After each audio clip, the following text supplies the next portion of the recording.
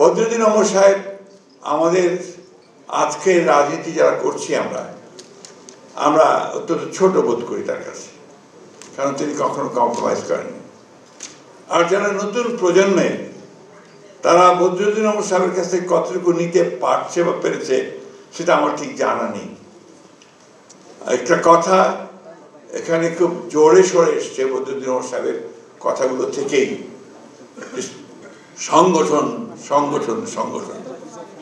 আমার মনে হয় ব্যক্তিগত ধারণা থেকে বিপ্লব তখনই সফল হয় যখন সংগঠন থাকে।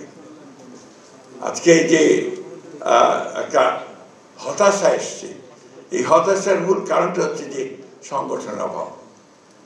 বিপ্লবী সংগঠন যদি না থাকে তাহলে বিপ্লব হয় বলে আমার অন্তত মনে হয় না। আপনারা আমার চেয়ে অনেক ভালো বলবেন, অনেক তাত্ত্বিক আছেন এখানে।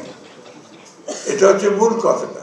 তো সেই সংগঠনকে গড়ে তুলতে হলে আমার মনে হয় যে আজকের যারা বিপ্লব করতে চান, সমাজ বদলাতে চান, যারা সাধারণ মানুষের অবস্থার পরিবর্তন করতে চান, তাদেরকে অবশ্যই সেই সংগঠনকে শক্তিশালী করতে হবে, আরো মজবুত করতে হবে এবং একেবারেই বদরুদ্দীন ওমর সাহেবের ভাষায় মানুষের কাছে চলে যেতে হবে।